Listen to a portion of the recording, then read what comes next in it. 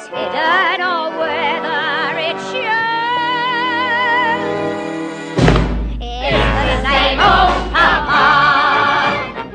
Say, for the sake of argument, you're online blogging about a black journalist's commentary on marketing trends in video games, movies, and comic books. And you're saying how the vitriol in response to her fairly benign opinions reveals the deep-seated racism and misogyny in a number of fan communities, most especially those that lean right. When a right-leaning commenter pops in to say, or maybe they just actually disagree with her about marketing trends. For Christ's sake, there's no mystery here. People aren't speaking in coded language. They are telling you what they believe. She had a bad opinion. Why do you have to make it bigger than that? Why can't you ever take people at their word?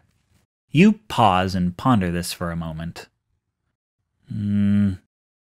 Heck with it. You're in a discoursing mood. Let's do this. Mr. Conservative.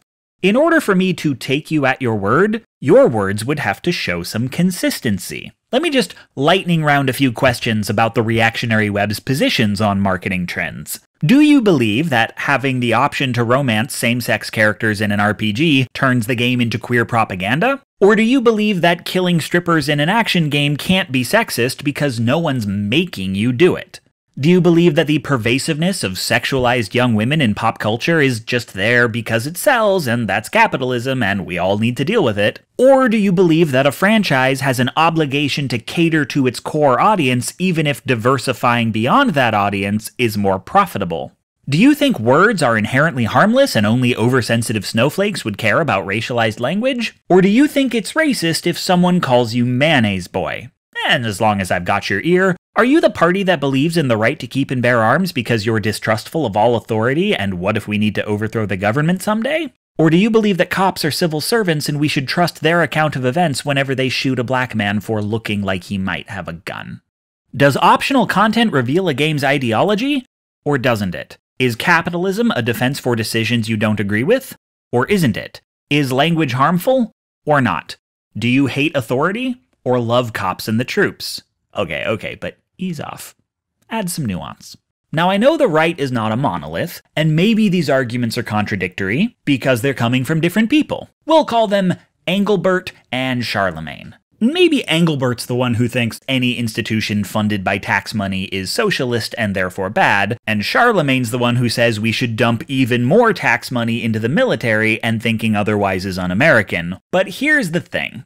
Y'all have very fundamentally different beliefs, and you're so passionate about them that you're entering search terms into Twitter to find people you don't even follow and aggressively disagree with them, and yet you're always yelling at me and never yelling at each other. What's that about? And I can't say how often it happens, but I know if I let Engelbert go on long enough, he sometimes makes a Charlemagne argument, and vice versa. And I see you getting ready to say the left does the same thing, but don't change the subject. That's an extremely false equivalence, but more importantly, it doesn't answer my question. What do you actually believe? And why are you so capable of respecting disagreement between each other, yet so incapable of respecting me? Or, for that matter, a black woman?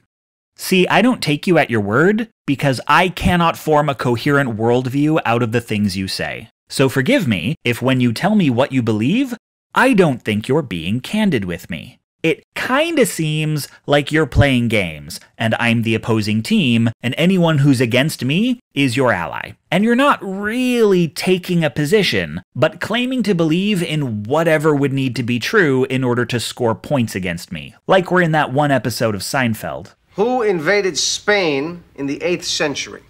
That's a joke. The Moors. Oh, no. I'm so sorry, it's the Moops. The correct answer is the Moops. That's not Moops, you jerk. It's Moors. It's a misprint. I'm sorry, the card says Moops.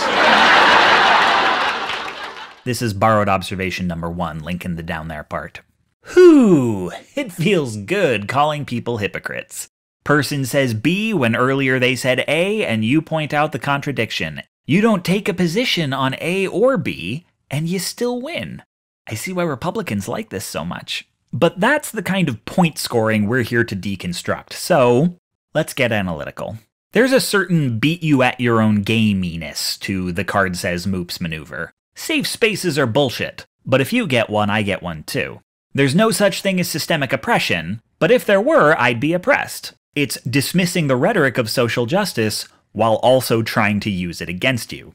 Claiming the card says moops does not so much mean I believe the people who invaded Spain in the 8th century were literally called the moops, but rather, you can't prove I don't believe it. Not a statement of sincere belief, simply moving a piece across the board. All in the game, yo. If they could be so nakedly honest with you and themselves to answer, what do you actually believe, truthfully, one suspects the answer would be, what difference does it make? We're right either way. This has come to be known as postmodern conservatism, a fact I find hilarious, because in the discourse, postmodernism is a dog whistle for everything the right hates about the left. It also means Jews. Postmodern conservatism is the thinking that, at least for the purpose of argument, the truth of who invaded Spain is immaterial. You have your facts, I have alternative facts. What is true? Who's to say? Regardless of what you actually believe, what you believe serving no rhetorical purpose, you are at least arguing from the position that material truth does not exist. Truth is a democracy. Whoever wins the argument decides who invaded Spain. It would be reductive to blame this pattern of thought on the internet, but its recent proliferation isn't really extricable from the rise of Chan culture. This is borrowed observation number 2, link in the down there part. 4chan didn't cause this way of thinking, but sites like 4chan reveal it in its most concentrated form. The two most common properties of a Chan board will be anonymity and lack of moderation, which means, among other things, that you can say whatever you want with no systemic or social repercussions. People may disagree with you, but it carries no weight. You won't be banned, you won't have your comments deleted, and because there's no way to know whether any two posts are made by the same person, you won't even get a reputation as the person with the bad opinion. The effect this has on the community is that there is no expectation in any given moment that the person on the other end of a conversation isn't messing with you. You can't know whether they mean what they say or are only arguing as though they mean what they say. And entire debates may just be a single person stirring the pot. Such a community will naturally attract people who enjoy argument for its own sake and will naturally trend towards the most extreme version of any opinion. In short, this is the free marketplace of ideas. No code of ethics, no social mores, no accountability. A Darwinist petri dish where ideas roam free and only the strong ones survive. If the community agrees Bebop is better than Ava, well then I guess Bebop is better than Ava because there wasn't any outside influence polluting the discourse. Granted, it could just be a lot of people thought it was funny to shit on Ava, but it's what the community has decided, so it will at least be treated as truth. This demands that one be both highly opinionated and to assume opinions are bullshit, to place a high premium on consensus, and be intensely distrustful of groupthink. A common means of straddling these lines is what I call the Stanislavski opinion. The opinion you entertain so completely that you functionally believe it while you express it, no matter the possibility that you will express, and to an extent believe, an opposite opinion later. Most of us go through a phase in our youths where we're online and like the idea of believing in something, but don't know what to believe just yet. So we pick a position and find out if we believe it by defending it. We try on ideologies like sunglasses off a rack. Now, most of us will eventually settle on a belief system, and this will usually involve some apologies and some comments we wish we could scrub from the internet, but it's an important stage of growing up. But some percentage of people will seek out a space where there is no embarrassment, the comments scrub themselves, and never growing out of the Stanislavski opinion is actively rewarded. There, figuring out what you believe would make your ability to argue less flexible. And besides, if you believed anything unironically, much of the community would still assume you're trolling. Where no one is bound by their word, what really is the difference between appearing to have an opinion and having one? Sincerity is unprovable and open to interpretation. Decide someone is sincere if you want to make fun of them. Decide they're trolling if you want to make fun of someone else. What is true? What do you want to be true? It's easy enough to start thinking of one's own opinions the same way. What do I believe?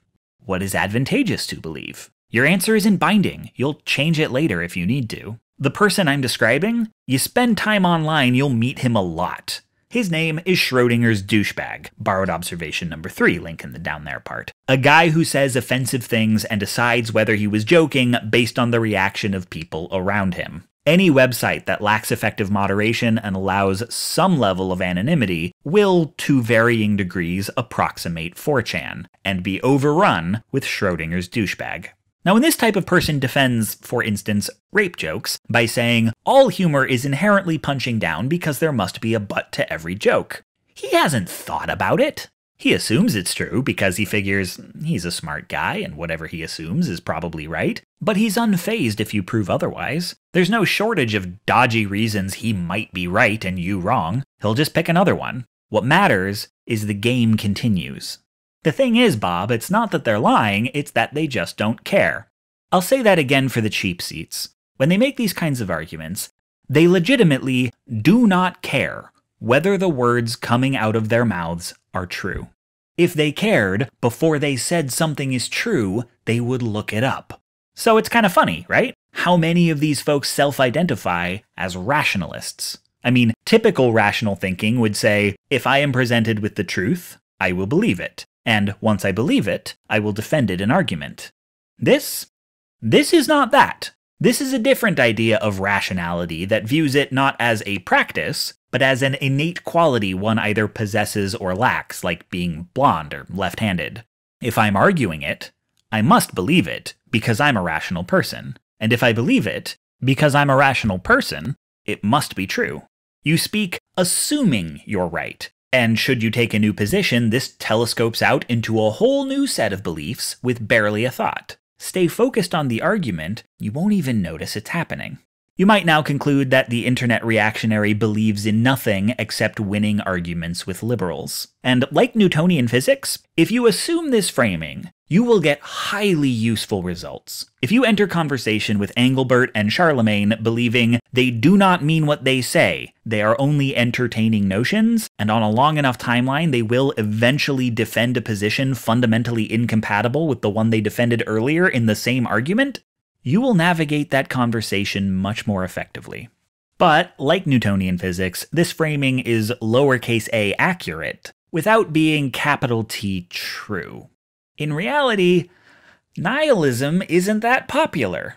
People will tell you, I don't care about anything, I just like triggering the libs. But why is it always libs? It is piss easy, and also hilarious, to upset conservatives. Why only go after the SJWs? The simple answer is, well, if you upset a feminist, you might make her cry. If you upset a Nazi, he might stab you.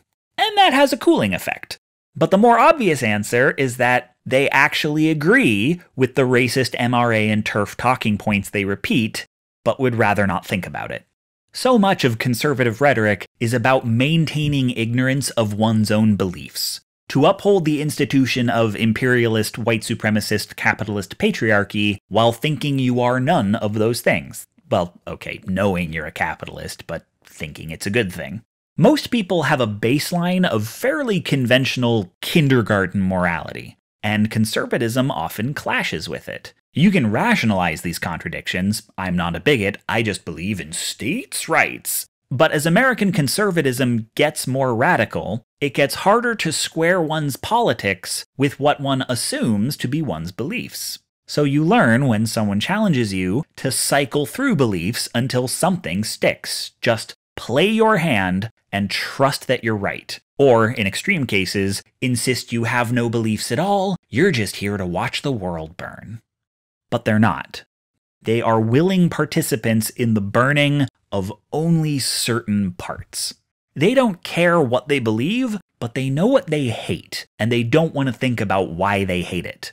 On paper, they believe in freedom of religion and freedom of expression, but they also hang out in communities where Muslims and trans women are punching bags. And like a 6th grader who believes one thing in Sunday school and another thing in biology class, they believe different things at different times. This flexibility of belief is fertile ground for far-right recruitment. I'd say the jury is out on whether Chan boards attract far-right extremists or are built to attract far-right extremists, but they're where extremists congregate and organize because they're where extremists are tolerated and where they blend in with the locals. They learn the lingua franca of performative irony. Say what you mean in such a way that people who disagree think you're kidding, and people who agree think you're serious. People who don't know what they believe, but clearly have some fascist leanings, don't need to be convinced of Nazi rhetoric. They just need to be submerged in it and encouraged to hate liberals. They'll make their way right on their own. Folks start using extremist rhetoric because it wins arguments with SJWs, usually because that's the moment the SJW decides it's not fruitful and possibly unsafe talking to you. And this creates the appearance that if it keeps winning arguments, there must be something to it. The far right literally has handbooks on how to do this. Those who don't consciously embrace the ideology, who don't transition from participating to getting recruited, are still useful. They spread the rhetoric, they pad the numbers, and often participate in harassment and sometimes even violence. There's a twisted elegance to all this. Think about it. If you operate as though there is no truth, just competing opinions, and as though opinions aren't sincere, just tools to be picked up and dropped depending on their utility, then what are you operating under? Self-interest. The desire to win. You'll defend the Holocaust just to feel smarter than someone. Superior. Think how beautifully that maps onto the in-group, out-group mentality of dominance and bigotry. And think how incompatible it is with liberal ideas of tolerance. I think this is why we don't see a lot of these "I'm just here to fuck shit up" types on the left.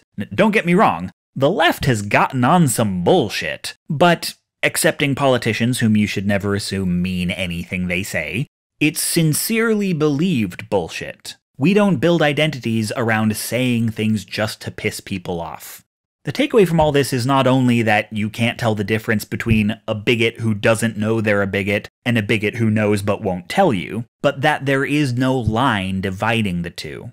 When some guy in the middle of a harassment campaign says the victims should be nicer to their harassers because that will mend the rift, I don't know if he believes it. But in that moment, he believes it. And that scares the shit out of me. But if you're asking how many layers of irony he's on as compared with the actual harassers, 9 times out of 10, it doesn't matter. Borrowed observation number 4 is we are what we pretend to be.